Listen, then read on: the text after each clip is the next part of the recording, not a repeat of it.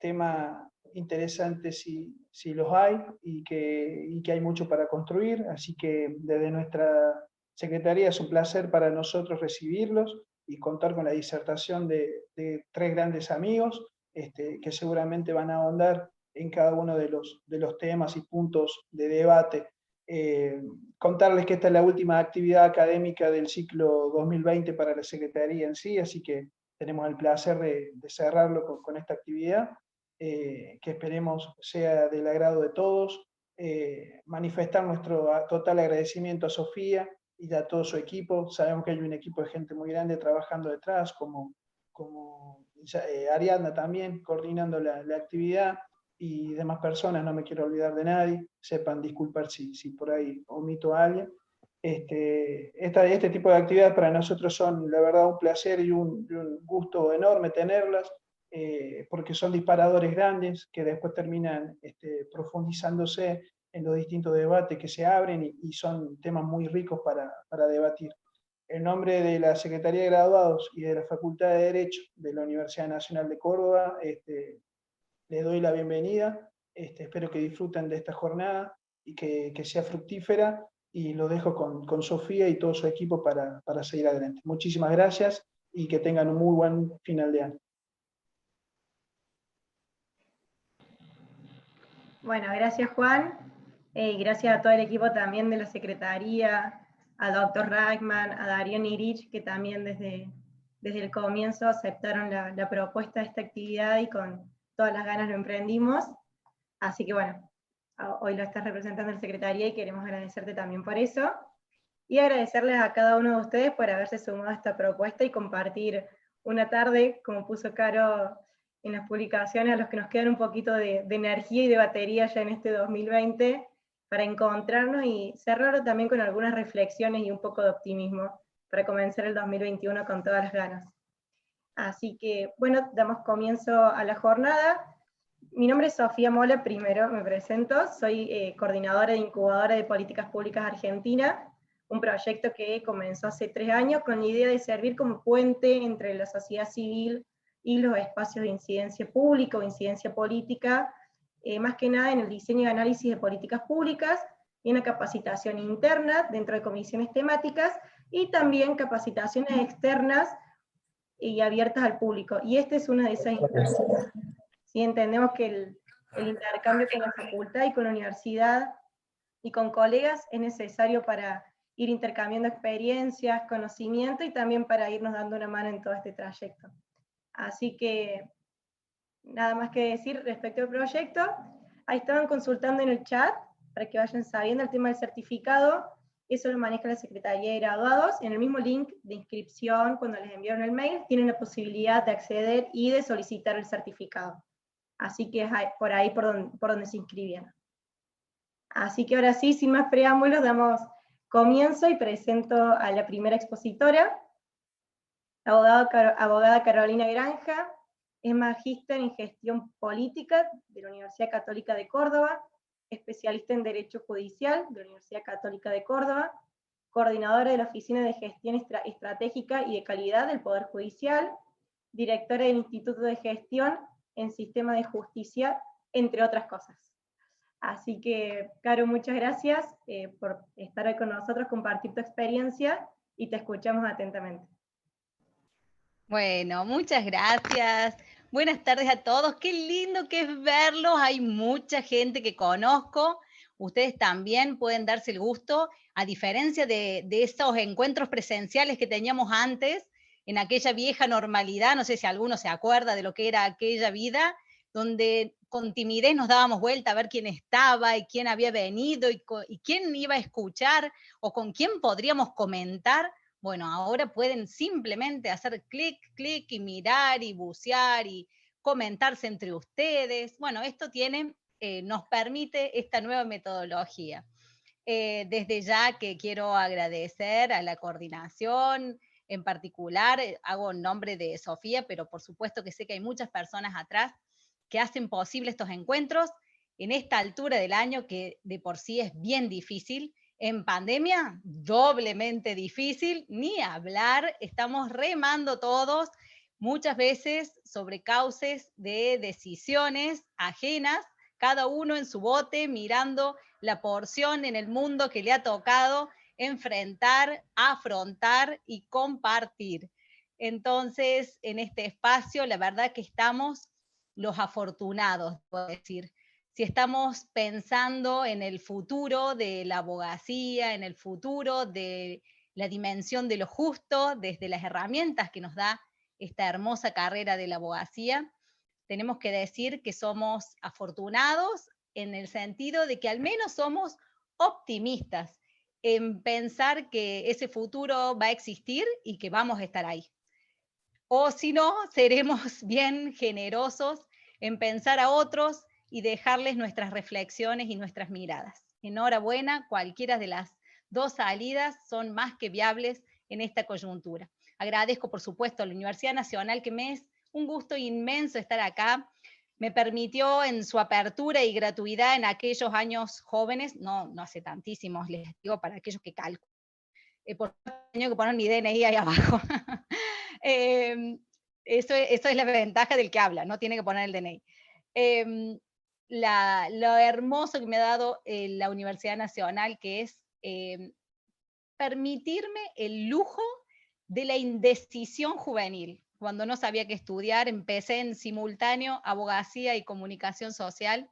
Hoy es otra facultad y bueno, a la Universidad Nacional tengo para agradecer eso, que pueda haber caminado por esos senderos de la incertidumbre frente a dónde quería ir. Y aquí estamos. Vimos que no era una carrera en particular, sino simplemente hacernos preguntas, reflexionar, donde la abogacía, lo que vamos a colocar hoy como cauce, es simplemente un estímulo, una herramienta. Mi objetivo de la charla brevísima, porque por supuesto que les voy a dar el inicio nada más, provocando la reflexión, a la discusión, activando a la audiencia, ese es mi objetivo, para que se autoformulen preguntas, dialoguen, aunque sea con ustedes mismos, y después ahí recién, cuando se llenen de preguntas y yo pueda mover dentro de mis posibilidades esa inquieta búsqueda de respuestas, allí vendrán los disertantes de lujo, Fernando y Juan Manuel, que van a darles un poco de certidumbre entre tanta pregunta. Así que con ese objetivo me permito compartir pantalla para no irme de foco. Entiendo, ya con todo lo que he hecho esto 1000 veces, que están pudiendo verlo. Decía así, Fabi, que sos la que te tengo acá abajo. Si podés, excelente, bárbaro. No cumpliste con la consigna de poner un nombre completo. Yo acá porque los conozco a la mayoría, pero cuidado que después los retan en la facultad. Esto es así, es así. Bien, aquí estamos. Futuro de la abogacía y la justicia, le agregué, porque es el marco, la razón de ser de la herramienta abogadil, tras la pandemia. Pandemia, y hablar de tras la pandemia, estamos terminándola, la verdad es que ya es optimista.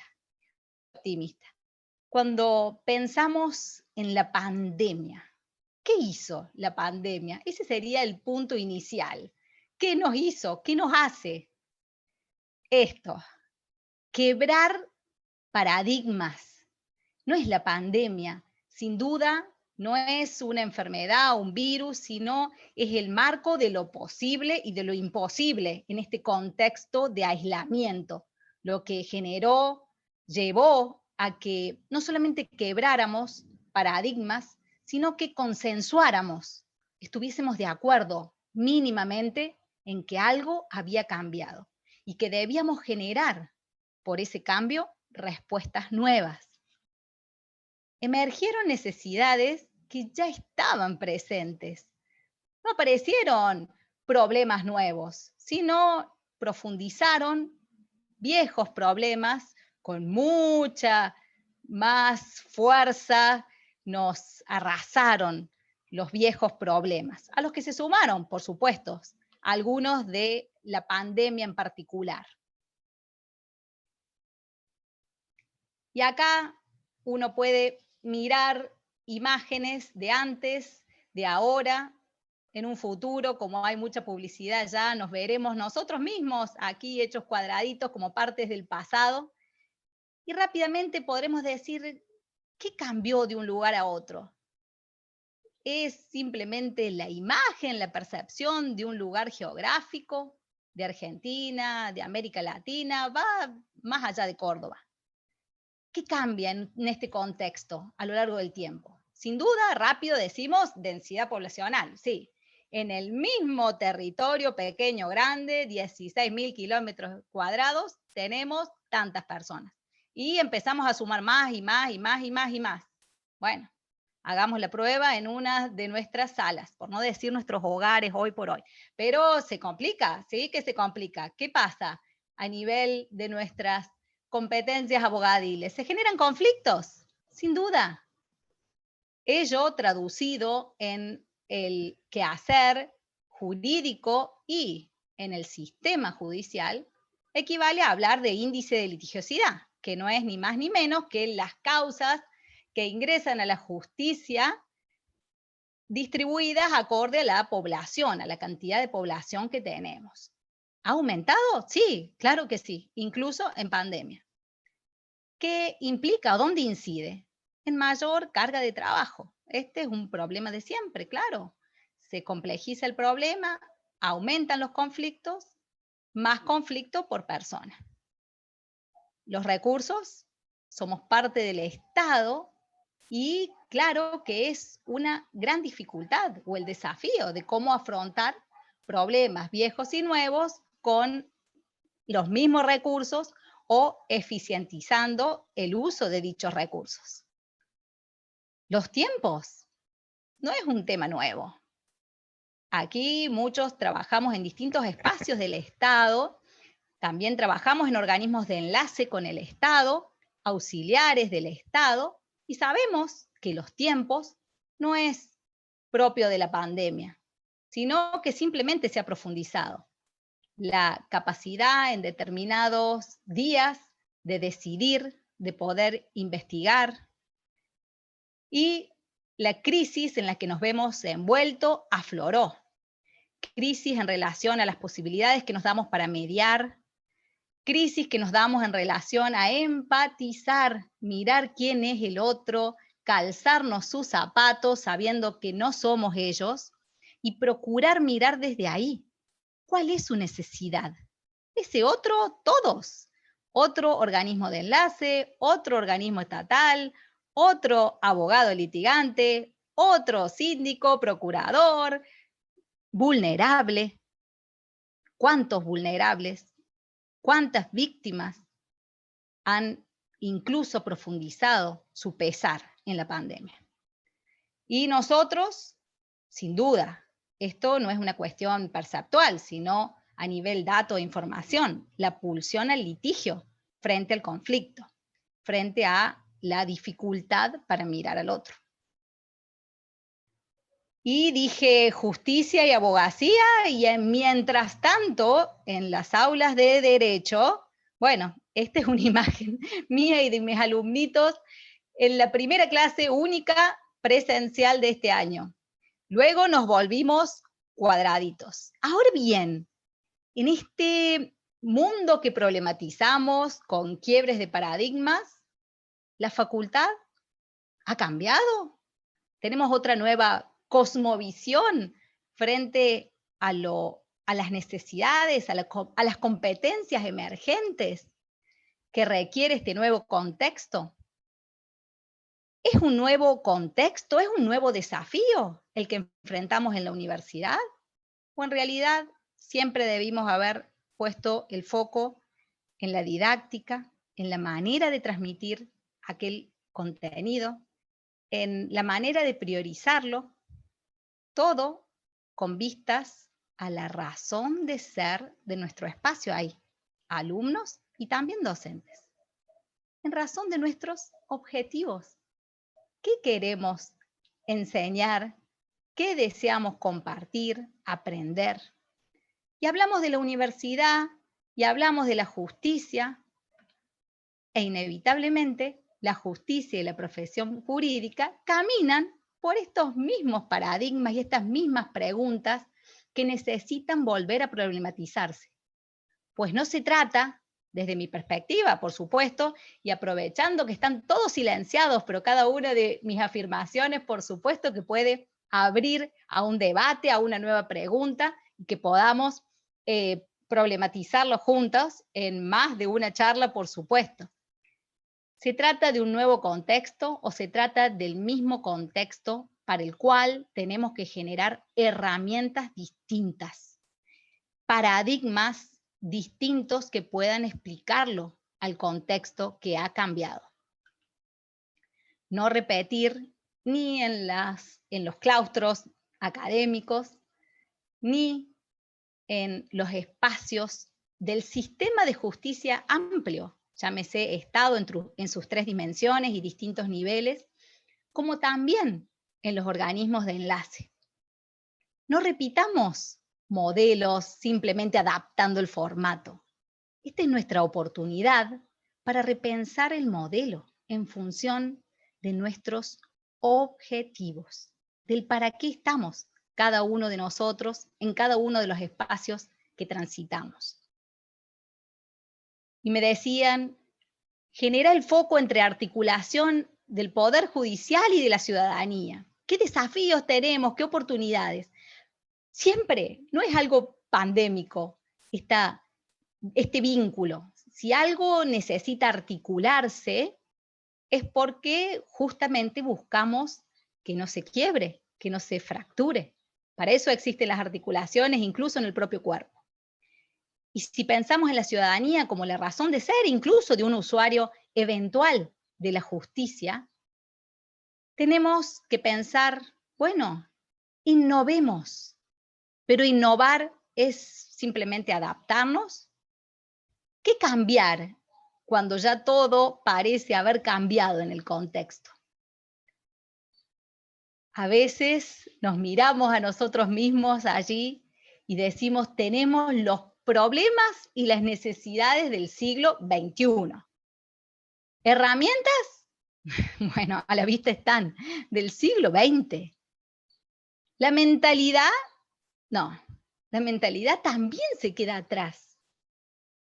Aquellos claustros que nos van formando y nosotros mismos nos vamos deformando en ellos, vamos limitando. Ahí cuando hacemos las presentaciones con los títulos y los papelitos que hemos ido acumulando en el tiempo de ejercicio profesional o de adiestramiento cognoscitivo, no terminan más que siendo límites a nuestra propia percepción del mundo. Entonces, si hablamos de mentalidad, sin duda tenemos las del siglo XIX. Y si hablamos de lo que necesitamos para innovar, que es creatividad, tenemos muchas veces, y digo en general, en muchos ámbitos de la justicia, del Estado en general, de la universidad o de la academia en general, tenemos la creatividad dura como piedra de cavernícolas. Entonces, problematizando, poniéndolo sobre la mesa, aceptándolo, aunque más no sea en lo individual y lo hago propio, es desde donde podemos dar el primer paso para salir de ese estado diagnosticado críticamente. Entonces, pensamos en innovar, ¿y qué innovar? ¿Más tecnología? ¿Es repensar en nuevos soportes? Y ahora manejamos Zoom, estamos ya salvados. No, por supuesto que es simplemente el canal. SAC multifuero, un clic y estoy en tribunales. Es una herramienta, ni más ni menos.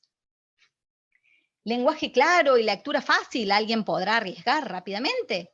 Siempre lo estamos observando y sobre todo pensando en aquel otro que puede tener alguna dificultad cuando es en relación a la lectura fácil de comprensión, o simplemente queremos decir las cosas como son desde la perspectiva de nuestro destinatario del mensaje. ¿Esto es innovación? No, no. Esto, me permito decirlo, cuando lo aplaudimos a nivel institucional, social, mediático, a que alguien simplemente dijo con palabras claras lo que el destinatario de su resolución necesitaba escuchar, porque la resolución era para él, en lo personal me genera cierto escozor. No porque está mal, todo lo contrario, no era buena el lenguaje claro y la lectura fácil, pero esto no es innovador.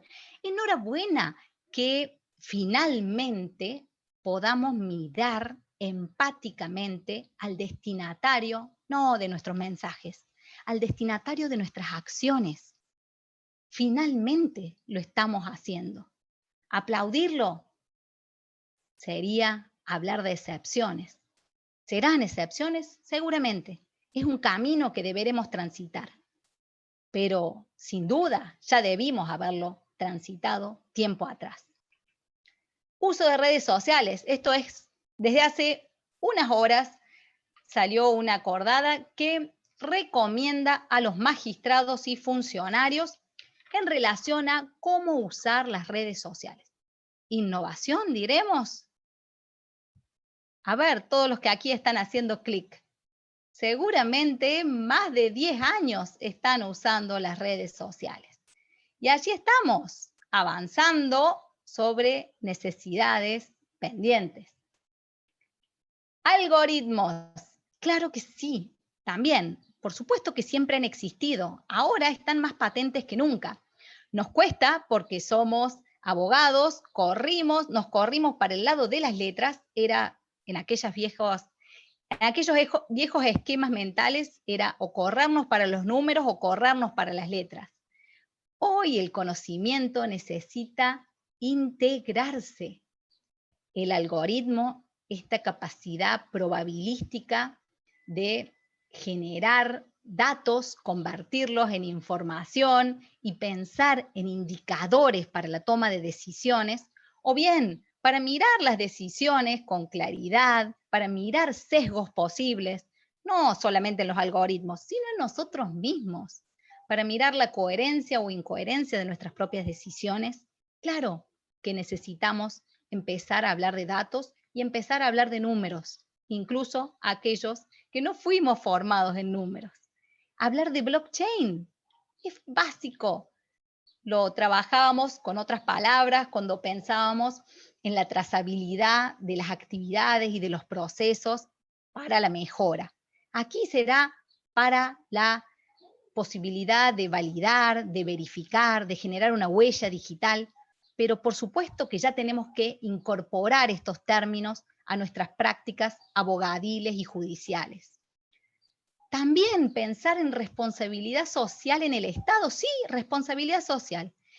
Eso que muchos atribuyen falazmente a que es del ámbito empresarial, con cierto sesgo para ahorrar algunos o tener algunos beneficios impositivos. Cuando hablamos de responsabilidad social en el Estado, hablamos de la posibilidad de salir de las funciones central que cada uno tiene en el Estado para mirar a ese otro, sociedad, y generar un doble impacto, un impacto hacia afuera, un impacto hacia la misma institución, desde herramientas distintas a las prácticas habituales, al resolver, al investigar, al asesorar gratuitamente, ponernos en otro lugar, pensando en el otro.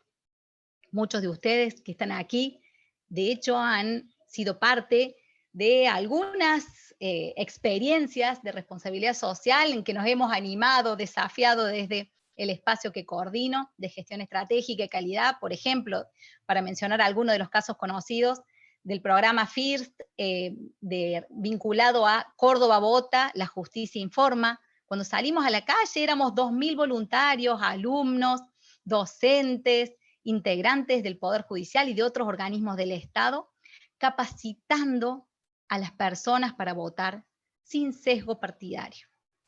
De esto salimos, por supuesto, de nuestra función en el Estado, como no político, el único órgano no político del Estado, la justicia, nos permitimos generar estas otras acciones de responsabilidad social.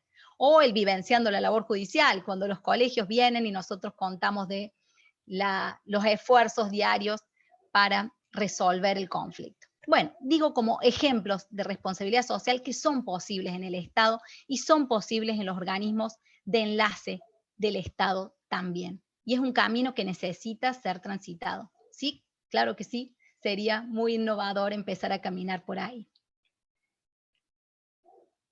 En síntesis, focalizando algo que siempre surgió como necesidad, no solamente de la justicia, sino también de los abogados, la legitimidad, por sobre la legalidad simplemente. Siempre hemos focalizado en cumplir y hacer cumplir la ley. Legalidad. Los que somos abogados lo sabemos. Ahora bien, ¿cómo construimos confianza en nuestras decisiones, en nuestro asesoramiento? También, ¿cómo podemos ser efectivos en relación a nuestros objetivos? ¿Cómo podemos alcanzar los resultados que se pretenden de nuestras funciones y tareas? ¿Qué competencias finalmente debemos comenzar ya en los ámbitos académicos y universitarios a fomentar y a trazar para poder traducir asertivamente en estos nuevos enlaces y nuevos lenguajes que se nos piden en la era de la digitalización? Hablar de legalidad y legitimidad basta una imagen reciente. Hablar de estigma, de lo que Goffman, por ejemplo, mencionaba fuertemente, conceptualizaba como atributo o rasgo que incluye a quien lo posee en una categoría social disvaliosa. ¿Y cómo lo podemos ver? Piensen en los chistes. ¿Cuántos chistes conocemos de abogados? Ahora van a empezar en el chat a contar los que tenemos nuevos. Sí, no hay más de 2 chistes de abogados. Sí, no más de 2. El resto son historias verdaderas. Bueno, para hacer mi propio chiste también, por supuesto. Ahora bien, hablamos de competencias y ya les digo, porque como no los puedo ver, espero que estén todos despiertos, voy a simplemente copiar este link en el chat para que ingresen. No llevará 1 minuto y medio, es lo que lleva, poder simplemente completar esta encuesta para que se sientan partícipes de la reflexión. Aquí se las voy a copiar. Tienen que hacer clic y contestar. Es anónimo, así que pueden entrar y los espero. Reloj, 2 minutos. Y 38 y 40 nos vemos. Completen, entren ahí, hagan clic y desen la posibilidad de compartir su mirada. Esto también les anticipo que va a nutrir una investigación que tenemos con CEJA a nivel Chile y Latinoamérica, pero también es un buen disparador para reflexionar en relación a las competencias que necesitamos en este contexto tan particular, abogados y quienes trabajamos en el sistema de justicia.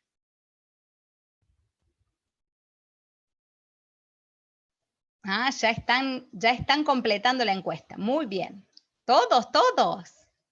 Vamos que de a poquito están apareciendo algunos que son los más rápidos.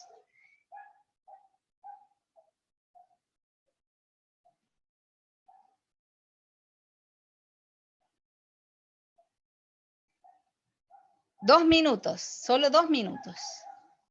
No les lleva más de eso. Entren al chat, ven un link, hacen clic ahí en el link, los lleva a la encuesta directamente y ahí completan en menos de 2 minutos. Vamos ahora a trabajar en los últimos minutos que nos toca desde ahí.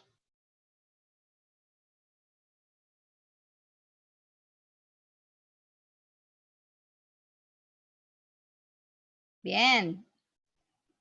Sí, ya van apareciendo muchos resultados, muy bueno. 1 minutito más, porque hay algunos que no tienen esas destrezas de los primeros 12 que contestaron.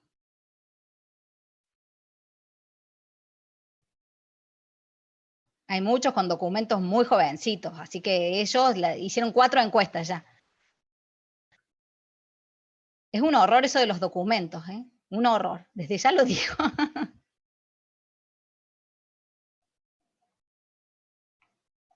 Bueno, entonces mientras siguen contestando, porque también es una posibilidad el preguntarse, el completar, de generar esa autorreflexión. Gracias, Ivana. Buenísimo. Ahí vamos entonces a ver juntos los resultados. ¡Guau! Que ya tenemos 22. Bueno, miren. Bueno, si somos hombres, mujeres, no importa, la edad menos, país, no sé si habrá, no somos todos de acá, que bueno, no necesitamos subtitulado. Cordobeses, así que fantástico, porque si no, a mí no se me entiende. Qué bueno, había un santiagueño, pero no completó, ahí lo puso en el chat que estaba en Santiago, no participó de la encuesta, ya lo tengo ahí marcado. Bueno, ¿hace cuánto finalizaron abogacía? Variadito, porque esto nos da el marco del perfil de cada quien. Vamos a lo que nos interesa, que son las competencias. Si han tenido, en el caso este que puse como ejemplo, la oralidad, si han tenido experiencia o no, ¿participó alguna vez de una audiencia oral? Bueno, aquí verán que muchos no participaron, otro tanto, 34%, dijo que sí participó. Los que sí participaron dijeron en qué materia y desde qué rol lo hicieron, si como abogado, magistrado, fiscal, asesor, funcionario. Ahora bien, vamos al tema de las competencias, que es lo que nos importa rápidamente. ¿Qué aspectos, preguntamos, en los abogados litigantes crees centrales para audiencias más efectivas? En otras palabras, deconstruimos efectividad en que lleven a decisiones de calidad en menor tiempo. Aquí lo marcaron no solamente aquellos que participaron, sino aquellos otros. Después podremos contrastar la percepción de quien efectivamente participó de quien no. Pero miren rápido el tema de las competencias. Algo que marcan 75%, bien subrayada la actividad necesaria, habilidad de argumentación y comunicación. Otra habilidad fuertemente marcada, lenguaje claro. Otra habilidad, escucha activa. Le sigue en el orden capacidad de síntesis. Y así, hasta equilibrio emocional está muy marcado, actitud mediadora, muy marcado, planificación y organización al presentar la prueba, muy marcado. Bueno, enhorabuena que esto se esté enseñando en la universidad. ¿Se está enseñando en la universidad? No, no en las universidades de Córdoba. No se enseña en Latinoamérica. Estamos repensando en competencias básicas para la labor abogadil, desarrollando competencias que necesitamos a nivel formativo. Las aprendemos a los golpes de la experiencia. Tanto el saber formal con el que venimos se contrasta con aquellas destrezas o herramientas del hacer. Y aquellas otras en las que tampoco fuimos enseñados, que son las actitudinales, que bien nos enmarcan y claro que pueden también ser enseñadas. Ese es la del saber ser, la de la ética en la labor. También eran partes del ejemplo que pusimos ahí de las audiencias orales. Ay, bueno, el que comenta, por favor, no diga nada malo porque se lo escucha. Y aquí estamos ya para ir cerrando, cuando miramos las competencias y vemos a los abogados, todas aquellas que nos están faltando, o bien lo miremos desde la oportunidad, todas aquellas en las cuales tenemos campo abierto para seguir caminando. Cuando pensamos en la legitimidad, dijimos, son percepciones frente a la legalidad. El pensar en generar confianza en pensar, en darnos la posibilidad de mirar al otro. Dijimos empatizar. Claro que son competencias actitudinales en las que no fuimos enseñados. Tampoco fuimos enseñados frente a esas competencias de las que carecemos, en generar factores objetivos, en mirar más allá de la percepción, en el dato. Ello va a ser necesario también para trabajar con nuestros futuros compañeros, les digo, robots. Pronto, pronto. Estamos con investigaciones fuertes en tema algoritmo y blockchain. Vienen pronto para acompañarnos en cada una de nuestras funciones. Compañeros que van a tener mucha más memoria que nosotros, mucha más posibilidad para buscar la jurisprudencia mundial si lo quisiéramos, para mirar cómo falla, Ivana, cómo falla en el sentido de resolución los jueces. Ahora bien, ¿y nosotros contando con los dedos? Sin saber la diferencia entre un dato e información, sin entender cómo juegan los algoritmos, ni siquiera en las redes sociales. Necesitamos buscar factores objetivos, incluso aquellos que caminamos desde la mirada de las letras. Si no, así estaremos frente a la realidad, midiendo acciones propias y ajenas sin un parámetro, sin una fuente confiable, sin datos certeros. En este nuevo contexto del derecho y la justicia, en síntesis, muchas respuestas hemos intentado generar y seguimos generando, innumerables desde aquí, Córdoba, desde otras provincias y el mundo, hemos generado respuestas de todo tipo. La mayoría en el ámbito abogadil vinculadas a reformas normativas. Decimos, hay que reformar esta o aquella ley. Esa es la respuesta. Otras respuestas vinieron de la educación. Hay que formar aquí o allá. Hay que intentar que nuestros alumnos hagan esto o aquello. Muchas respuestas, innumerables, vinieron desde innovación tecnológica, nuevas herramientas como respuestas. Ahora bien, ustedes sin duda tendrán otras respuestas que fueron dando en la pandemia. Ahora les pregunto, ¿cuál era la pregunta entre tantas respuestas? Olvidamos la pregunta. La pregunta era muy simple. ¿Cómo convivir pacíficamente? Con reglas claras y una efectiva tutela judicial de los derechos en un mundo que ha cambiado y va a seguir cambiando. En definitiva, cómo fortalecer las bases para la convivencia social bajo la ley y la justicia. Muchas gracias.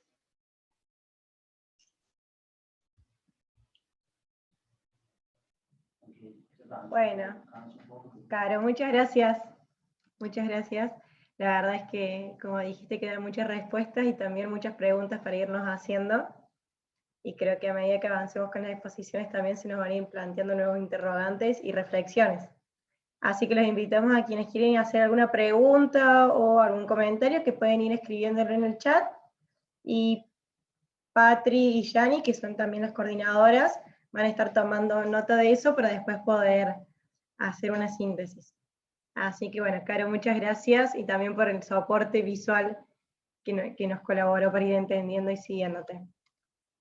Y a continuación presentamos al abogado Juan Manuel Fernández López, es juez de control y falta número 10, especialista en Derecho Penal por la Universidad Nacional de Córdoba y doctor honoris causa en la Universidad Santander de México.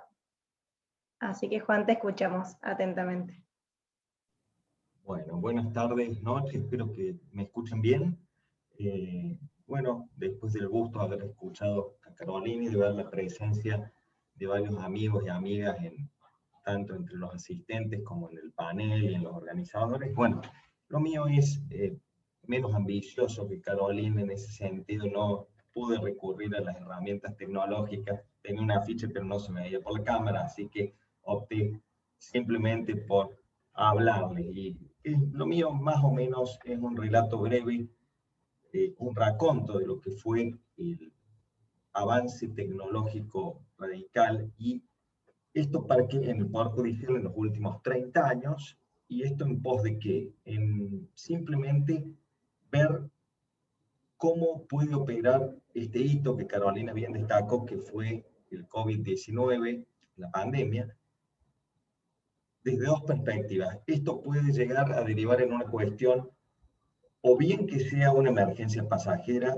y que la nueva normalidad sea lo más parecido posible a la normalidad anterior, o bien que sea algo disruptivo y nos encontremos de ahora en adelante frente a un nuevo orden en todo sentido, así como un chico del primario nunca se imaginó tener que asistir a clases de esta forma, los jueces nunca nos imaginamos tener que juzgar de esta manera, los abogados tener que litigar de esta forma, los presos o los imputados tener que enterarse o participar de un proceso bajo las nuevas modalidades. Entonces ha sido algo que en lo inmediato ha sido disruptivo y todavía estamos como recalculando, como los GPS. Muchas de las cuestiones por ensayo-error, otras tantas que se fueron intentando implementar con anterioridad a la pandemia, y que la pandemia hizo como el pájaro o la pájara madre que empuja al pichón a largarse del nido porque no le queda otra, entonces tuvimos que volar definitivamente con estas herramientas. Pero, como les digo, es una pregunta abierta que recién la vamos a poder responder, no en esta reunión, sino con el diario del lunes, como quien dice, si esta disrupción va a dar lugar a un regreso posterior a la normalidad habitual o algo parecido a eso, va a ser un nuevo paradigma, un nuevo orden en todos los esquemas de la vida. A mí me tocó ver gran parte desde afuera y una parte desde adentro del Poder Judicial, es decir, como hijo de magistrados y posteriormente como empleado de magistrado también, que en 30 años, es decir, de la década de los 90 hasta la fecha, el Poder Judicial avanzó junto con el mundo tecnológicamente de una manera que no lo había hecho en 100, 200 años, quizás se podría decir. Y esto es como un crecimiento traumático por lo rápido y por lo abrupto de un instituto y de un montón de herramientas que han ido acompañando esta evolución. Particularmente los que por ahí tenemos un par de años más que los más jóvenes, nos acordaremos que a principios de los 90 fue un hito la implementación de las primeras computadoras en el Poder Judicial, no las PC que vemos ahora, sino las que tenían DOS de sistema operativo y pantalla de fósforo blanco con impresora matricial de punto, y también la implementación de los primeros fax. Particularmente el fuero penal parece que, como siempre se consideró que se llevaba a las cuestiones de mayor interés social, fue el primero, sobre todo en los juzgados donde recayeron causas de mayor relevancia pública, como la causa Maders, causa Buen Pastor. Esos juzgados fueron los primeros en recibir las computadoras y los fax. Eso en los 90, imagínense, estábamos en pañales. Recién en la década siguiente, en los 2000, vimos la aparición en el Poder Judicial de lo que era ya la Internet, de lo que era el correo electrónico y de lo que es, o lo que fue embrionariamente el SAC inicial. O sea, la primera carga digital y sistemática de causas, que también arrancó por el fuero penal. Eso se fue desarrollando, también muy pocos empleados o operadores judiciales eran adeptos a recurrir sobre todo a la herramienta del SAC, la veían como algo raro, algo metafísico, pero posteriormente con el tiempo se vio que era una herramienta mucho más útil y superior a la consulta de los viejos libros de entrada de los juzgados y las fiscalías, que eran esos libros verdes, pesados, que lo único que hacían era juntar polvo, y que si el encargado de mesa de entrada del día se olvidaba de anotar algo o lo anotaba mal, ese era todo el soporte que había del ingreso o el paso de una causa por un tribunal. Esto implicó una revolución, obviamente, desde el punto de vista de la organización de la estructura de una oficina judicial con la implementación del SAC. Y ya en la década de los 2010-2020, obviamente ese SAC perfeccionado, como SAC multifuero, como se lo conoce actualmente, la aparición más recientemente del expediente digital, el sumario digital, para los que estamos en el fuero penal, los allanamientos digitales, la e-cédula, y últimamente ya el Tribunal Superior se ha encargado de dotar a todas las oficinas del fuero penal de escáneres para, obviamente, evitar el movimiento de expedientes en lo que antes era común en las fotocopiadoras del Poder Judicial, y que cada oficina, a instancia de los requerimientos de los distintos letrados que comparecen ante los estrados, puedan digitalizar ciertos contenidos, o todos, en el caso de necesitarlo de cada expediente, y remitírselo en un archivo informático. También la aparición de la firma digital, con esa famosa herramienta para el lector de tarjeta y la tarjeta de cada magistrado, a los fines de que pueda suscribir resoluciones vía remota o desde su oficina también. La utilización del extranet, que eso ya fue más masivo desde las herramientas que se han implementado a partir del teletrabajo o la irrupción de la pandemia. En definitiva, vemos 3 décadas sucesivas que se han ido enlazando a los fines de que hoy, algunos considerarán mucho, otros poco, algunos suficientes, tengamos lo que tenemos en materia de avance informático, de conectividad, y también en un proceso que el Poder Judicial ha llamado de despapelización. Es decir, evitar que en breve los edificios jurisdiccionales se nos empiecen a hundir en los cimientos, como ha pasado en algunos casos, sobre todo en la capital federal, por el sobrepeso del papel de los expedientes y de los archivos que se va acumulando. Entonces, obviamente, son distintos síntomas que apuntan a una misma orientación, un mismo objetivo, que es precisamente facilitarle la vida a los operadores judiciales, a los de adentro de la barandilla, a los de afuera sobre todo, contribuir a la ecología, que es uno de los preceptos de mayor vigencia en la actualidad, y también eficientizar la tarea del Estado en muchos aspectos. Ahora bien, este proceso que se ha ido dando en estas 3 décadas que yo les digo, ¿resultó suficiente? ¿Nos encontró bien parados a fines del año pasado, comienzos de frente a un hito que nadie esperaba y que nadie podía prever, como era la pandemia y la cuarentena? Podríamos decir que nos podría haber encontrado en peores condiciones, realmente. No fue suficiente en cuanto a que hubo que hacer algunos ajustes, y todavía estamos ajustando ciertas cuestiones, porque la realidad en estos casos supera la ficción, y demanda o va exigiendo de parte del sistema judicial y de todos los actores, también de parte de los letrados, de los soportes técnicos del Poder Judicial, una tarea coadyuvante y que apunta a trabajar de buena fe conjuntamente, es decir, aliviarle la carga al prójimo en la medida que cada uno pueda. Pero podríamos decir que con las herramientas que contábamos ya con anterioridad a la pandemia, pudimos arreglárnosla bastante bien en ese sentido.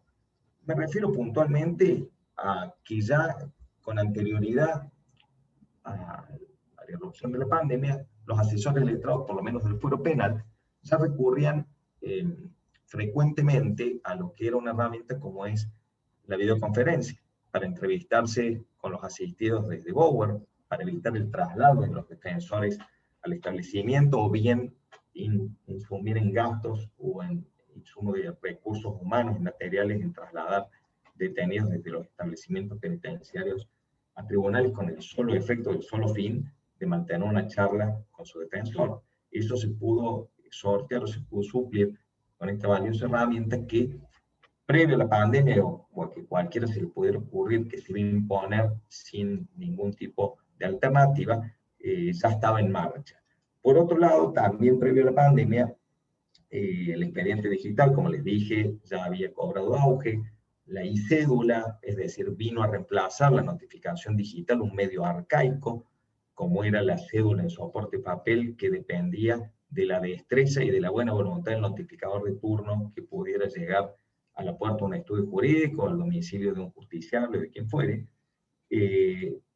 Algo que nos revolucionó a los funcionarios del fuero penal en cuanto a la facilidad para trabajar, sobre todo en los turnos, fuera del horario de oficina, es decir, cuando uno no está frente a la computadora en el despacho, sino que estaba en su casa o fuera, fue la implementación del allanamiento digital, es decir, la unidad judicial se comunica directamente con los funcionarios del juzgado de control por directiva del fiscal interviniente y le eleva la requisitoria de allanamiento en ese caso, tras lo cual el juzgado de control carga en el sistema del sumario digital la respectiva orden de allanamiento, que va a llevar una firma digital, se podría decir, y aparte va a llevar ciertas medidas de seguridad, como es la impresión de esa orden en un papel de seguridad con un sello de agua y ciertos requisitos más, a los fines de suplir lo que antes implicaba el traslado de un correo de unidad judicial o un policía comisionado que recorrió toda la ciudad pasando desde el domicilio del funcionario de fiscalía que mandaba la suplicatoria hasta el funcionario, al domicilio del funcionario del juzgado de control que emitía el allanamiento. Entonces, todo eso fue previo a la pandemia, ya se implementó con buen tino, sin pensar que podía pasar una cosa así, pero de todos modos nos sirvió de suma utilidad a los fines de poder campear esta tormenta que no está siendo al día de hoy para nada fácil. Otros avances que se han ido dando es, por ejemplo, la implementación de la oralidad, sobre todo a raíz del plan piloto en San Francisco, año 2010, posteriormente, fines de 2012, con el fuero de narcotráfico en Capital. Esa oralidad no solamente viene como avance en cuanto a la oralidad misma, sino que se previó un sistema de soporte magnético de las audiencias, en lo que era un archivo que posteriormente podía servir a cada uno de los intervinientes para tener constancia de todo lo actuado, lo alegado y lo resuelto en cada una de las audiencias. Y bueno, estábamos justo a principios de este año en el fuero penal en ciernes ya de la implementación, digamos, lisa y llana para todo el fuero penal de esa oralidad, pero en este caso la irrupción de la pandemia, en vez de fomentar o propender al uso de esta herramienta, lo único que hizo fue paralizarlo porque por una cuestión obvia, la oralidad requiere o requería, al menos bajo el esquema anterior, de la presencialidad. Es decir, que estemos juez, fiscal, defensor e imputado en una misma sala, compartiendo con los empleados de la unidad de gestión de audiencias, la UGA, con empleados de cada una de sus oficinas judiciales. Entonces, obviamente el distanciamiento social obligatorio nos impidió recurrir a esta herramienta, o por lo menos postergarla en lo inmediato, y seguir utilizando lo que ya estaba concebido como oralidad, que eran, por ejemplo, las audiencias de juicio abiertas en las cámaras del crimen, o bien las audiencias de juicio a brevedad inicial en los juzgados de control. Eso sí, para que se continuaran haciendo, utilizar a la herramienta de la videoconferencia a los fines de su realización y su continuidad. Desde mi experiencia personal, es bueno en la emergencia en cuanto nos permite seguir trabajando. Comparado con la audiencia, al menos en ese punto presencial, yo diría que no es lo mismo y tiene sus limitaciones. Limitaciones en cuanto a que en muchos casos cabe destacar que todas estas audiencias de teleconferencias son grabadas desde principio a fin. La presencialidad en una audiencia común y corriente, donde nos vemos las caras y estamos todos en un mismo lugar, permite flexibilizar ciertas cuestiones de la audiencia que en la práctica se daban, como por ejemplo, en el juicio breve inicial, si el imputado no había entendido previamente de boca de su defensor en qué consistían los alcances de ese proceso, qué implicaba de su parte, qué podía esperar por parte del tribunal, se podía hacer un breve cuarto intermedio que el defensor, en un contacto directo, personal, inmediato, pudiera explicarle o aclararle ciertas dudas. Hoy en día tenemos ciertas limitaciones y no en pocos casos se han debido suspender audiencias debido a que no todo iba sobre rieles en ese sentido. Es decir, la distancia y la conectividad por una computadora no permitía sortear esos obstáculos que son habituales que se presenten porque, como todos sabemos, en el fuero penal, por lo menos, y en todos los fueros, donde el justiciable es lego, hay una necesaria interacción, sobre todo en una audiencia entre él y su asistente técnico. y eso la audiencia vía teleconferencia lo limita bastante. Pero bueno, en balance yo podría decir que con las herramientas que había, no entramos en crisis irremontable a nivel de funcionamiento judicial. Sí, los primeros días o el primer mes fue de plantear o replantear objetivos, reacondicionamiento de herramientas, comunicación, incluso puertas adentro del personal del Poder Judicial. O sea, ustedes recuerden que el 16 de marzo, por lo menos en Tribunales 2, el doctor López Peña nos informó formalmente que cesaba la presencialidad de los tribunales. Fue más o menos como un anuncio del choque con el iceberg en el Titanic. Entonces, no había mucho tiempo para pensar cosas alternativas. Había que recurrir a lo que estaba a mano y que fuera de inmediato para no paralizar drásticamente el servicio de justicia. Ahora bien, después de esa primera reacción de emergencia y esas implementaciones que yo les fui mencionando y que ya estaban antes, ¿qué ha pasado? La estructura judicial y sobre todo la cabeza de poder, tanto en el Ministerio Público como en el Tribunal Superior, han ido probando, experimentando ciertas modificaciones o aprovechando, como quien dice, la volteada para implementar ciertas modificaciones más radicales o más susceptibles de ensayo de error, como por ejemplo en el Ministerio Público la redistribución de competencias de los distintos fiscales a través de la creación de lo que se llama UFAI, que es una unidad de atención prácticamente de casos de poca complejidad o de flagrancia, que se divide en UFAI recepción y en UFAI tratamiento, es decir, los que reciben las actuaciones sumariales y los que después las van instruyendo. Hay un debate dentro del Ministerio Público y del Poder Judicial si después de la pandemia, si es que hay un después, esto se va a poder mantener o va a ser conveniente mantenerlo o se va a deber volver al sistema anterior. Por otro lado, hemos visto por el otorgamiento de turnos para atención de letrados en tribunales un flujo muchísimo menor de lo que era el hervidero antes de tránsito de personas, tanto de justiciables como de letrados en los pasillos y en las barandillas de los tribunales, lo cual reconozco que a los letrados litigantes les ha traído bastante inconveniente desde el principio, porque obviamente ha limitado la discrecionalidad o por lo menos la amplitud o la libertad para ir a tribunales en cualquier momento o a cualquier hora dentro del horario de oficina, sino que los ha sujetado, los ha sometido a un sistema, a un protocolo de atención a través de turnos, un protocolo de atención para consulta de causas. Como les dije, ya no hay más tareas de fotocopiadoras, están cerradas las fotocopiadoras de tribunales, por ende, a lo sumo los tribunales de buena voluntad lo que pueden hacer, lo que podemos hacer es obtener un soporte de las causas a través de los escáneres que han sido instalados. Por otro lado, como les dije, la presencialidad o la falta de presencialidad ha afectado el normal desenvolvimiento a veces de audiencias que eran de cajones, que son las más habituales, al menos en el fuero penal, como son la receptación de la declaración del imputado, la llamada indagatoria, las audiencias de habeas corpus en los juzgados de control en los turnos. Por ejemplo, en mi caso, era sin excepción en todos los supuestos de habeas corpus, recibir en mi despacho personalmente al interno que quería manifestar alguna situación o reclamar por algo.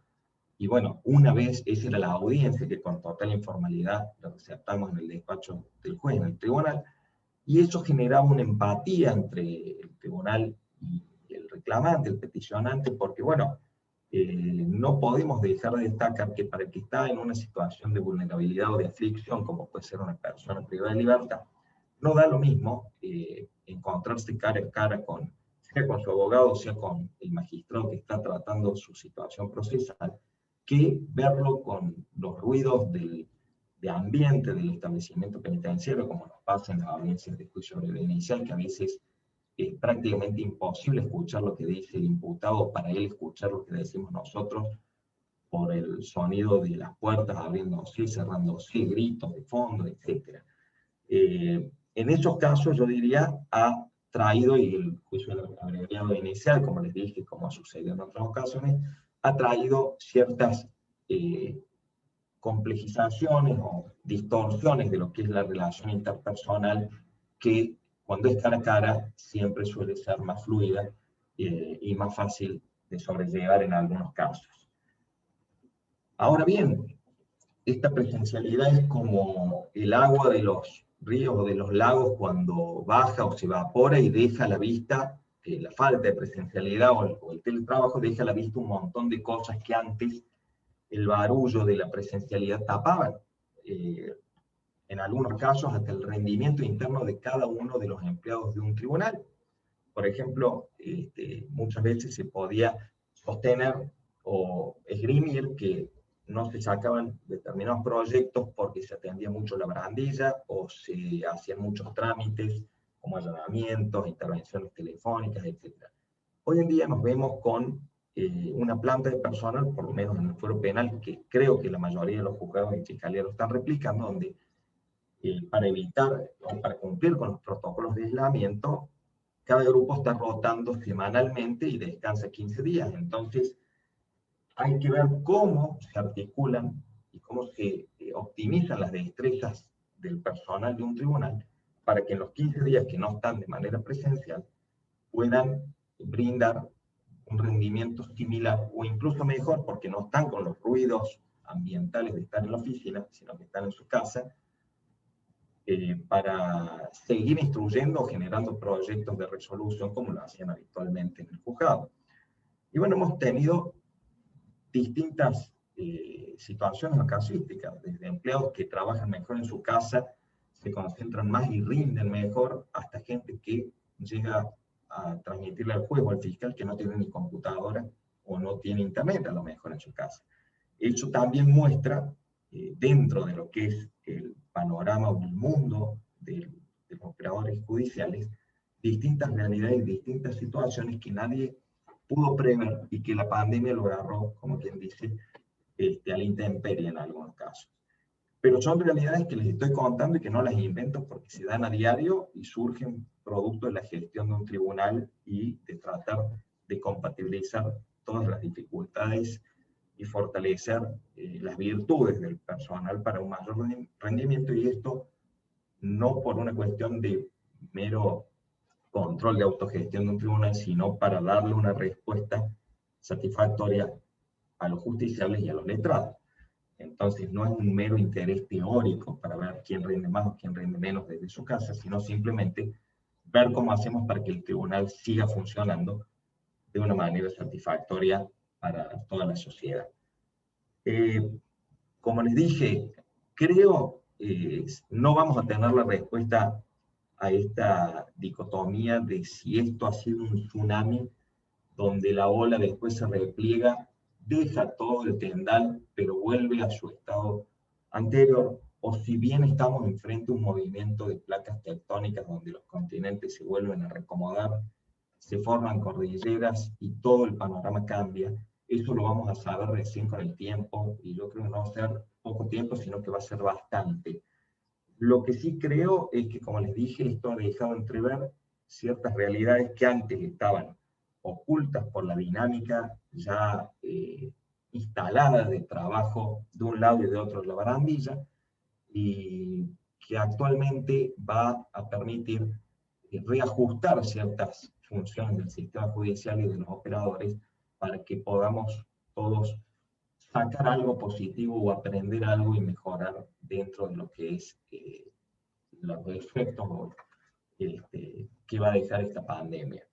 Creo que la presencialidad es irreemplazable en muchos casos y que los medios tecnológicos son alternativas para salir de la emergencia, pero así como a uno le gusta reunirse con amigos siempre en un bar o en una casa y no por WhatsApp o por videollamada, bueno, la gente también interactúa en otros ámbitos de la vida y también necesita empatizar, absorber el lenguaje gestual completo del otro que está enfrente, y eso se limita un poco, bastante diría yo, en la no presencialidad. Fuera de esas apreciaciones que les he hecho brevemente y desde una perspectiva muy personal y de la experiencia diaria y práctica, creo que cada uno de ustedes lo va a poder palpar desde su situación, desde su lugar, En algunos casos coincidirán conmigo, en otros discreparán, pero como les dije, ninguno, ni yo ni ustedes vamos a tener la respuesta definitiva hasta tanto este temporal amaine y podamos vernos de algún tiempo si es que salimos vivos, para hacer una evaluación de qué pasó y cómo lo pudimos afrontar. Era simplemente eso, algo muy práctico y muy vivencial, y bueno, quedo a disposición de ustedes para cualquier consulta respecto a lo que yo les he dicho, a lo que se les pueda ocurrir. Muchas gracias. Gracias a vos, Juan, y por esta descripción que nos has hecho, que por ahí, a los que estamos desde aquel lado de la barandilla, desde tribunales, hemos sufrido, al igual que desde el litigio, muchísimos cambios, del solo hecho de, como decías, el 16 de marzo, que nos dijeron mañana ya no van a trabajar, y pensar desde cómo dejamos el escritorio, cómo dejamos nuestra tasa, cómo hacemos los expedientes, las llamadas pendientes, cómo vamos a hacer de ahora en adelante. Un cambio abrupto, pero que nos pudimos acostumbrar y que lo estamos llevando lo mejor posible, y como decían también, para brindar el mejor servicio de justicia posible a la ciudadanía, que ese es al fin y al cabo el objetivo y el fin que nos mueve. Así que muchas gracias, Juan, y ahora vamos a ver también desde el otro lado del ejercicio de la profesión de la abogacía. Nuestro tercer y último expositor es el abogado Fernando Martínez Paz, es consejero titular del Consejo de la Magistratura y ex conciliario por el claustro de egresados de la Universidad Nacional de Córdoba. Así que habilitamos el micrófono para escucharte. Bueno, muy buenas tardes. Todos los agradecimientos que han realizado mis preopinantes, por supuesto, los repito ahora. Y sinceramente, un esfuerzo enorme que están haciendo a esta altura del año, y lo reconozco. Mi mirada quizás sea un poco distinta, pero no contradictoria. Es distinta, pero no contradictoria con todo lo que he escuchado, ¿no? Yo creo que hay una crisis terrible en todos los sentidos, pero esa crisis, desde mi perspectiva, que es una situación nueva, es una fase en sí peligrosa. La crisis es peligrosa. Lo que pasa es que el concepto de crisis, como ya todos lo sabemos, puede ser muy beneficiosa para cuando se sale o muy perniciosa. Ese es un cómo nos pongamos frente a la crisis. Entonces estamos en una extraña situación. La extraña es la siguiente. Un pasado no vigente, porque ya fue, porque se está yendo, y un futuro sin constituirse todavía. Es una situación realmente que no creo que hayan vivido otros, o en todo caso, no en los plazos que lo estamos viviendo nosotros. Esos paradigmas a lo que hacía referencia la doctora Granja son culturales y son científicos, pero además se van perdiendo algunos y van incorporándose otros, pero están en un tránsito. Ese es el problema que nosotros tenemos. Estamos en un tránsito que no podemos ver con claridad, pero y que hasta ahora posiblemente para muchos de ustedes les parezca que es casi natural ya a esta altura estar mirándonos encuadraditos. Pero lo que les quiero decir es que esos paradigmas que vienen del pasado se están yendo, y los que están todavía no están constituidos definitivamente, porque no estamos en condiciones, porque esta crisis todavía no nos deja ver con claridad qué es lo que sigue. Yo, siguiéndolo a Juan Manuel, un querido amigo, viendo su análisis respecto de todo el tiempo que nos hizo falta para estar en este lugar donde estamos, en los años 90, como contaba, que yo participé de eso también como empleado judicial, eso parece ser que tiene un nombre desde el punto de vista de la filosofía y la sociología. y se llama aceleración de la historia. En este poco tiempo, nosotros estamos absolutamente presionados por la aceleración. Esta aceleración nos pone a todos en la televisión, nos pone en un lugar, en un momento, con grandes flashes y grandes cadenas nacionales, y a los 10 minutos no existimos más. Así también nos pasa en el ejercicio profesional, que estamos en un gran caso y después ya no lo estamos más. Todo aparece y desaparece. Entonces, esto golpea a la justicia necesariamente, esta aceleración de la historia.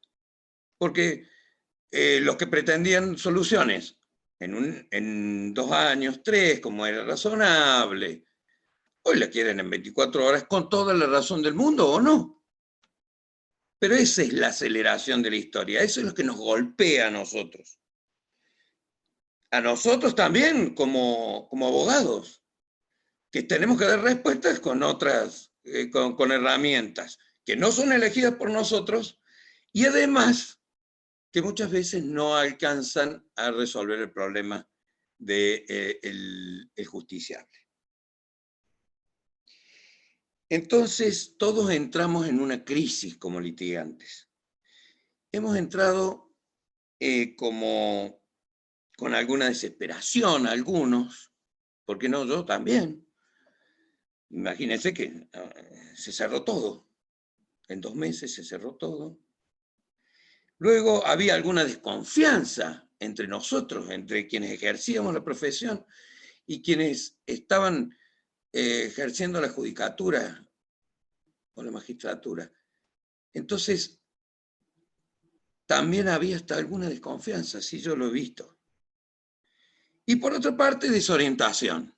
¿Cómo no vamos a tener desorientación nosotros que estamos recibiendo órdenes que surgen rápidamente y con toda la razón del mundo, pero que de alguna manera nos ponían en una situación de no sabíamos cómo iba a ser nuestro desarrollo laboral y por otra parte tampoco nuestro rol entre nuestros clientes. Era muy complicado, es todavía muy complicado explicar. Entonces, yo creo, no voy a tratar de inventar, porque nadie ha inventado nada en este mundo, pero he encontrado un concepto que es el estrés institucional. Hay estrés sanitario, económico, de nosotros, de nuestras familias, pues hay también estrés institucional. Esto es lo que yo he encontrado como novedad. Todas las instituciones y todos los poderes están trabajando al límite. Y nosotros también, los abogados, estamos trabajando al límite. Muchas veces ya no encontramos excusas, muchas veces ya no encontramos fuerzas para ubicar este estrés y saberlo canalizar. Entonces se ejerce una presión muy grande y sin soluciones fáciles. Ese es el problema que tenemos. No hay soluciones fáciles. Hay soluciones como las que Juan plantea, y las hay, gracias a Dios, las hay.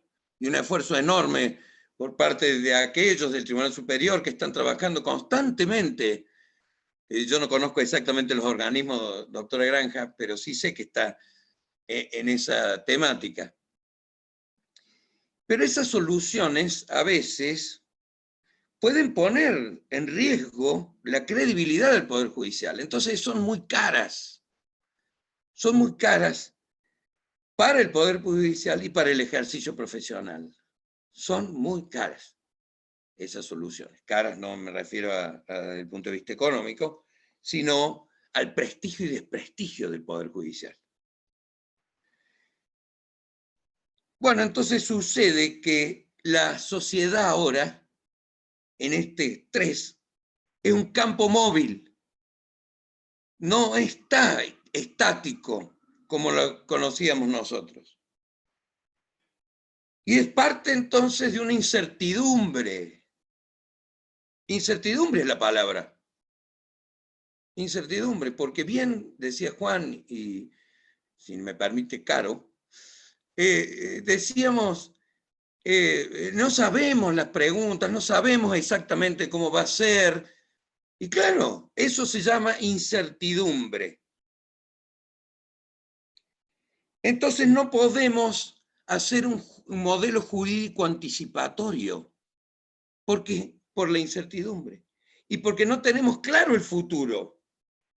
Nuestros padres, nuestros abuelos sí, de alguna manera sí. Por supuesto la revolución industrial y todos estos hechos históricos que por supuesto me pueden mostrar también, nunca fueron a la velocidad con que se han cumplimentado ahora. ¿Cómo pararse entonces frente a esta situación? ¿Cómo pararse? ¿Cómo pararse yo como abogado, muchos como miembros del Poder Judicial, del Ministerio Público?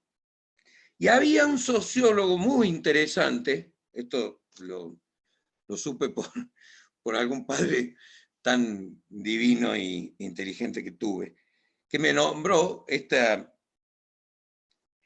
este alemán Luhmann, que ustedes deben conocer, aquellos que estudian un poco más sociología y filosofía.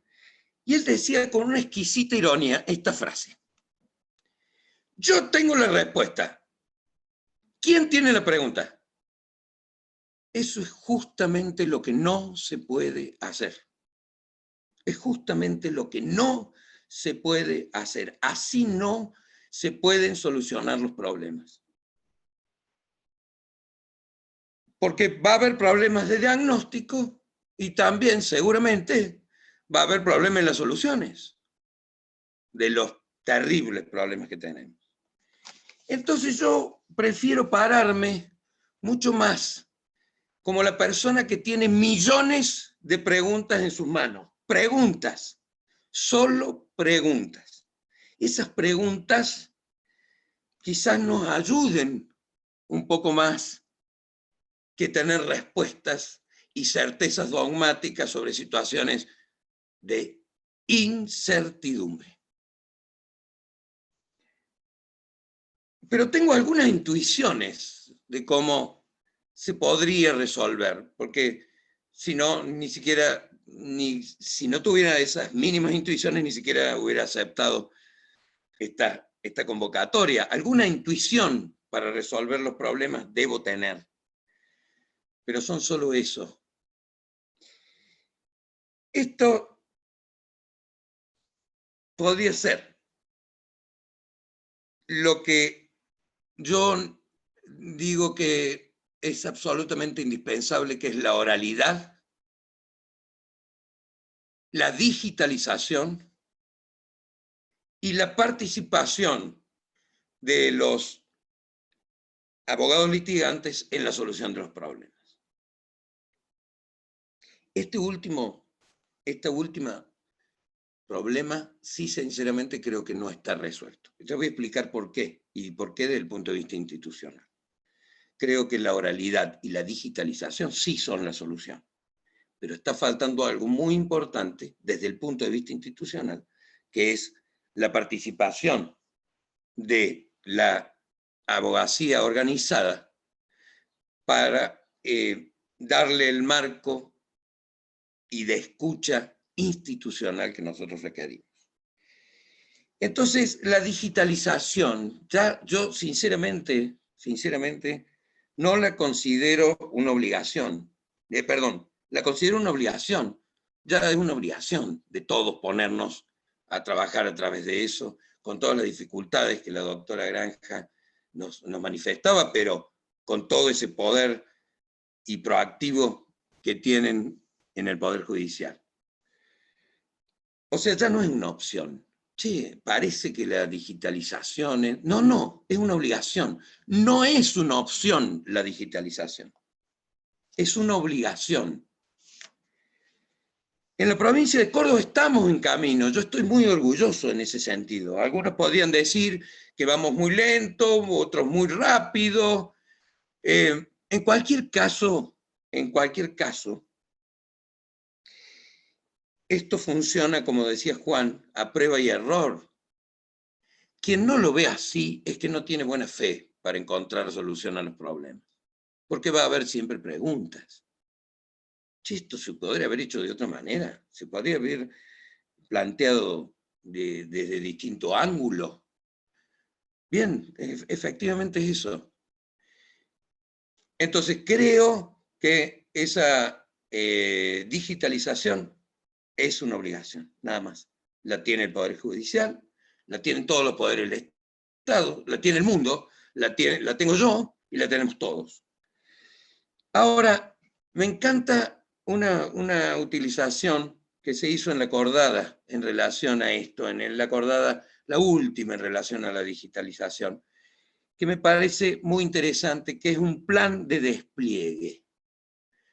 Y me pareció una llamada hacia la que debemos ir. Justamente no tener todos los problemas resueltos, un plan de despliegue. Eso nos ayuda a pensar. Entonces, no contar con esos instrumentos desde el punto de vista tecnológicos, desde mi perspectiva, no harían más que inficionar el derecho de ser oído, el derecho de tener un juicio a la brevedad, el derecho a la tutela judicial efectiva. Si no usáramos eso, estaríamos inficionando esos derechos, les aseguro. ¿Por qué? Porque ya la situación, por ejemplo, demográfica a la que se refería la doctora Granja, no nos permitiría ni escuchar, ni realizar juicios en tiempos adecuados, ni la tutela judicial efectiva. Ahora bien, es de la naturaleza de las cosas, decía nuestro amigo el viejo Vélez, es de la naturaleza de las cosas. Ahora sí, es de la naturaleza de las cosas, la digitalización.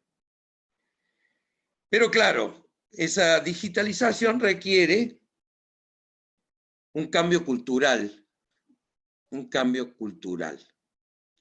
que para los inmigrantes digitales, que somos nosotros, los viejos, que no formamos parte, nosotros jugábamos al cerebro mágico cuando éramos chicos, después investiguen qué es. Eso era lo más tecnológico que teníamos.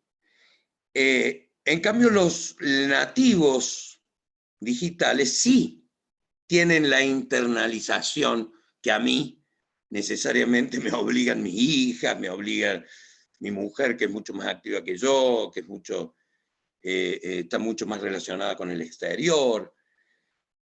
Los nativos digitales son los que tienen que hacer este cambio más que nosotros mismos, que son mucho más aún las preguntas que tenemos.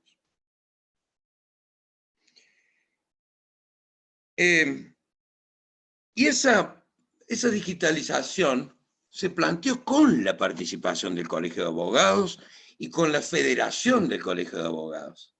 Es lindo, es agradable ver, por supuesto de Córdoba, ¿no? Es agradable ver en esas acordadas cómo se fueron llegando a algunas soluciones. Después va a venir la crítica. Pero la digitalización sin oralidad, para mí, es un error enorme. Es una sola cosa. Oralidad y digitalización son y deben ser una sola cosa. Sin la oralidad, perderíamos celeridad y perderíamos el rostro de la justicia. Y quien recibe la decisión no sabe de quién la recibe y quién la da. es un ente no analógico, justamente lo contrario. Entonces, esta humanización de la digitalización se hace a través de la oralización. Nosotros en el Consejo hemos tenido, gracias a Dios, la posibilidad de tomar exámenes a gente que iba a participar de los sistemas pilotos de oralidad y se los veía absolutamente contentos, entre otras cosas por la edad que tenían, porque ya forman parte también de eso. La oralidad es parte también, entonces, sin la cual no existe la posibilidad de la digitalización para dar derechos completos a las personas, a los justiciables. Palabra que también tengo mis dudas, ¿no? Entonces, lo que nos queda es todo futuro. El pasado casi ya no está, el presente se nos va de las manos, entonces lo que nos queda es todo futuro. Futuro, por supuesto, con esta palabra cruel, que es incierto. Incierto es la vida del hombre también, ¿no? Incierta es la muerte, incierta es la vida. Nosotros somos seres inciertos, en cierto sentido. Bueno, ahora bien, ahora viene lo que yo critico de cómo vamos. Tengo para hacer una crítica en ese sentido al sistema de decisiones y la falta de institucionalización y constitucionalización del rol del abogado en la toma de decisiones. Es una falencia. Lo digo con pesar y a pesar de ser miembro del Consejo de la Magistratura de Córdoba, que es un modelo que vienen a ver y del que yo estoy orgulloso de participar. No obstante, tengo que decir otras cosas. Primero, que las personas como nosotros que somos los que formamos parte de las instituciones, no somos las instituciones. Y las instituciones son el futuro, no nosotros.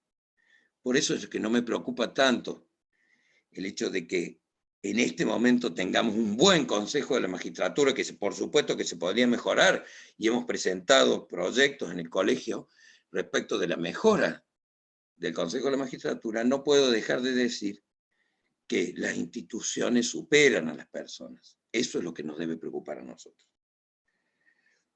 Me mostraba a la doctora Granja al terrible caso de Blas, y decía, sí, claro, y está en los tiempos judiciales. Pero yo recibo, casi le digo con algún nudo en la garganta, los parientes que escucho, y claro, por esta incertidumbre, por la aceleración de la historia, todo lo queremos ya, y no se le puede dar ya, efectivamente. Bueno, pero voy a retomar. Voy a hacer un breve estudio comparativo, no sé cómo estoy de tiempo, pero no quisiera excederme mucho. Me voy a centrar en un breve estudio comparativo entre lo que es el Consejo de la Magistratura Nacional y el Consejo de la Magistratura de la provincia de Córdoba, para dar sentido a lo que estoy diciendo y la falta de participación institucional de los abogados litigantes. El Consejo de la Magistratura Nacional, a incorporar el artículo 114, expresamente establece que tendrá a su cargo la selección de los magistrados y la administración del Poder Judicial. Fíjense, la administración del Poder Judicial, según la Constitución del 94, no quiero decir que debamos copiarla, no quiero decir eso, porque amo mis autonomías provinciales y todo el día estoy bregando por el federalismo donde puedo, pero quiero marcarle esta importante diferencia. Entonces, y también este Consejo de la Magistratura será integrado, dice la Constitución, por abogados de la matrícula federal. Se ha constitucionalizado el nombre, el concepto abogado en la Constitución Nacional. Esto es importantísimo, o por lo menos para mí. Y el inciso 3, voy a leer, aclara que entre las funciones es administrar los recursos y ejecutar el presupuesto. Y ahí están los abogados litigantes. Administrando, seleccionando a los magistrados. Y el artículo 115, que instituye el jurado de enjuiciamiento, está integrado, entre otros, dice la Constitución Nacional, por abogados de la matrícula federal. Fíjense ustedes qué lejos hemos quedado en Córdoba respecto de este problema, o por lo menos lo que yo veo como un problema. Ese reconocimiento institucional no está. Está el Consejo de la Magistratura y creo que funciona. Pero, por supuesto, el Consejo de la Magistratura Federal tiene mayores y más amplias condiciones de funcionamiento, y etcétera, y etcétera, y etcétera. Y además nos reconoce esa situación. Pero además estoy convencido de que la participación del abogado litigante, de la falta de participación del abogado litigante, va en desmedro del buen uso y del buen funcionamiento de la justicia. Estoy convencido de que si hay una escucha institucional, va a ser mejor. No es porque yo tenga algún interés, es porque creo que la justicia funcionaría mejor como lo ha pensado el constituyente del 94. Perfectamente escucho todas las críticas y todas las preguntas respecto al mal funcionamiento del Consejo de la Magistratura. Es que lo que pasa, el mal funcionamiento del Consejo de la Magistratura Federal, lo que pasa es que también es muchísimo más complejo y mucho más difícil de llevar adelante las funciones que ellos tienen. La nuestra es solamente la selección. Bueno, entonces nosotros nos hemos encontrado con este sistema constitucional provincial que tenemos, nos hemos excluido y además somos nombrados por el sistema y el ordenamiento jurídico como auxiliares de la justicia. Fíjense la Constitución Nacional, que nos pone en ese lugar. Nosotros tenemos que entrar al sistema como auxiliares de la justicia. No, evidentemente hay una diferencia de rol que yo quiero marcar y que quiero, insisto, solo indicar que sirve la presencia, no porque seamos corporativos, es que sirve. En la capital somos 12.000 los empadronados. Imagínense. Insisto, en la digitalización fuimos escuchados, pero no lo fuimos desde el punto de vista institucional, en el sentido que yo lo estoy diciendo. ¿Y por qué digo que esto de ser auxiliares de la justicia es algo que a mí me parece, digamos que produce un efecto negativo desde el punto de vista social y desde el punto de vista jurídico? Bien decía Heidegger, las palabras, voy a leer textual, son a menudo en la historia más poderosas que las cosas y los hechos. Las palabras son más poderosas que las cosas y los hechos.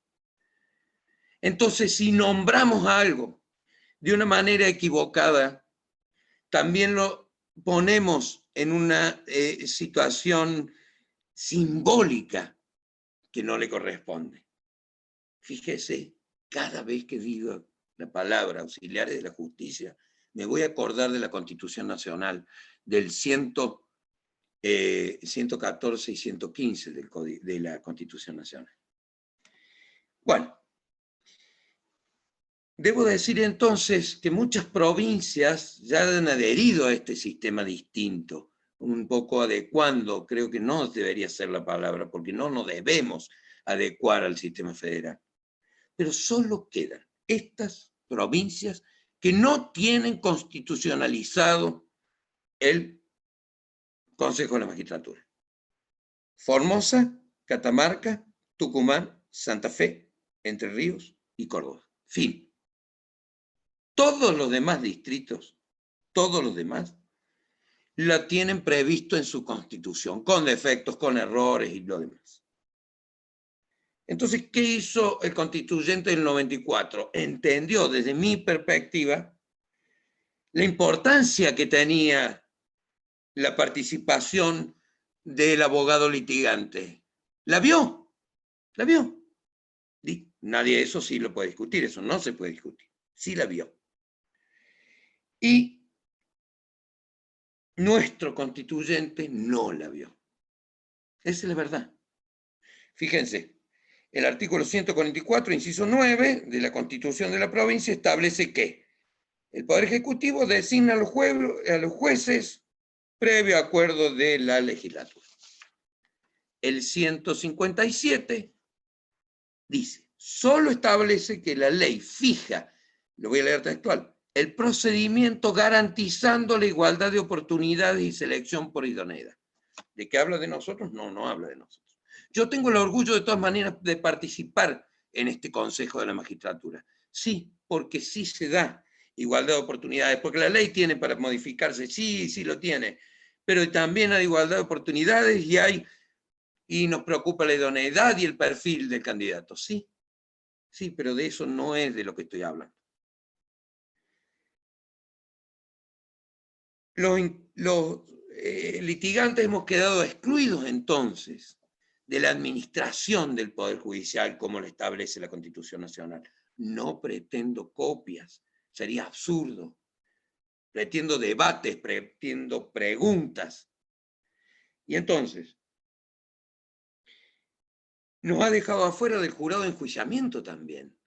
Piensen que no hay abogados en el jurado de enjuiciamiento. Y además dice una frase, abogados si los hubiere. Me parece que hay que modificar. Así la ley 8802 establece que el Consejo de la Magistratura solo asiste al Poder Ejecutivo, ahí estoy leyendo, ¿no? Para la designación de magistrados. Y esta ley ha sido y es buena, es mejorable, ha sido y es buena, pero tiene un problema de carácter, tiene un problema ontológico, es infraconstitucional, cualquiera lo puede modificar y ni siquiera tiene mayorías especiales para su modificación. Yo no es que no crea, pero había algún general que decía, los hombres son buenos, pero si los vigilas mejor. Yo no puedo decir que en este momento no se esté cumpliendo con la ley. Por supuesto que se está cumpliendo. E insisto, estoy orgulloso de participar. Pero de ninguna manera podemos depender de esa situación. No es así como debe hacerse. Como reflexión final, yo quería decirles, había una vieja frase que no, bueno, la leí, por eso es que la digo, pero seguramente la tienen ustedes todos en la cabeza, que no hay derecho sin juez, decía. Eso es lo que decía García de Enterría. No hay derecho sin juez. Yo quiero agregar algo ahora. No hay derecho sin quien abogue. No hay derecho sin quien defienda. No hay derecho si no hay abogado litigante. Sin nuestra firma, ¿qué sentencia hay? Alguna puede ser. Pero sin nuestra firma, y después de los pactos internacionales, no existe la posibilidad ni remota de pensar de que nosotros no somos parte del futuro de la justicia.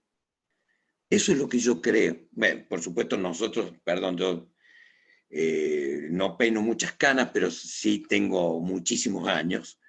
Y no somos nosotros, seguramente vamos a ser otros. ¿Quién plantea una reforma constitucional en medio de una pandemia? No estoy hablando de eso. Pero sí que hay y debe haber una justicia en plenitud, solo sí y solo sí hay participación de la abogacía organizada en las instituciones que deban tomar decisiones. Entonces, quizás todo esto sea un grito en el desierto, pero siempre hay alguien en algún oasis dando vueltas por ahí que escucha que estas cosas no son buenas porque son corporativas y porque lo dice el abogado. Son buenas porque creo sinceramente que le hace bien a la justicia. Esto es todo lo que yo puedo decir. Espero que les haya servido y además, en el caso que no, bueno, les he hecho perder el tiempo, les pido mil disculpas y muchísimas gracias. Bueno, Fernando, muchísimas gracias. Ahí mientras hablaba iban poniendo aplausitos, así que se ve que sí gustó. Y muy rico también tu aporte y tu mirada desde el Consejo de la Magistratura y también desde abogado del litigio. La idea era esto, poder tener un poco de la visión de cada lado de la barandilla y con Caro tener el punto de vista de quien articula el Poder Judicial con la ciudadanía. Y creo que, bueno, que este objetivo está más que cumplido. La verdad es que estamos muy contentos desde Incubadora de Políticas Públicas, agradecerles a los tres por haber accedido y haberse sumado a esta propuesta.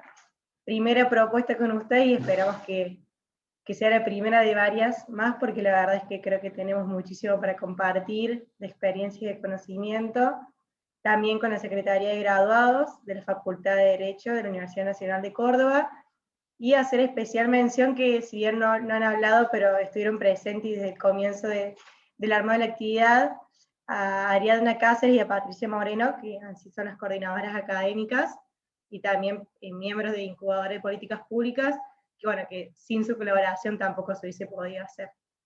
Y sin la colaboración y sin el aguante de todos los que han participado y que desde hace ya un par de horas nos escuchan y han ido participando en el chat y con todas las aprobaciones de las exposiciones. Quedamos a disposición de Incubadora para los expositores y para los participantes para hacer nuevos encuentros, por si tienen alguna duda, consulta. Ahí voy viendo en el chat los mensajitos lindos que van dejando de agradecimiento y felicitaciones para los tres. Así que, bueno, una sola cuestión logística o formal, el tema de los certificados, lo va a estar manejando la Secretaría de Graduados, para quienes lo hayan solicitado y se hayan inscrito para ello. Y bueno, y de Incubadora y de título personal, muchísimas gracias. Un honor y un gusto haber podido compartir estas horas con ustedes y continuar generando estos espacios de intercambio y de aprendizaje que, como decía recién Fernando Martínez Paz, es tan importante organizarnos, porque por ahí cada uno como átomos sentimos que queremos o que hace falta o que tenemos una idea pero no sabemos cómo llevarla a cabo, y por ahí hay otra persona que tiene las herramientas pero no la idea, y sí que vamos armando estos espacios de encuentro y trabajamos sinérgicamente, seguro que vamos a poder obtener mejores resultados en conjunto. Así que no sé si alguno quiere decir algunas palabras finales.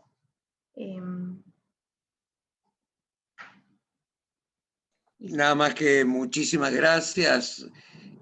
Yo soy un poco torpe con la digitalización y no obstante me he sentido muy cómodo y le agradezco enormemente a todo tu equipo. Realmente tener todas las miradas, la mirada de Juan Manuel, la mirada de Carolina, que a mí me nutren tanto para discutir hasta el perfil, cuando nos toca el perfil del abogado. Bueno, no me quiero exceder en estos elogios que además están cargados de subjetividad y ustedes lo entenderán, Juan Manuel, un abrazo enorme. Carolina, muchísimas gracias. Todo el equipo ha sido fantástico y creo que podríamos ir a descansar, me parece. Bueno, muchas gracias y nos encontramos en alguna otra propuesta de formación académica. Gracias a todos por la atenta escucha. Muchas gracias. Gracias a todos, chicos, por la atención y por estar ahí. Muchas gracias. Quedo a disposición para lo que les haga falta. Igualmente, chicos y no tan chicos, casi que tienen tu edad.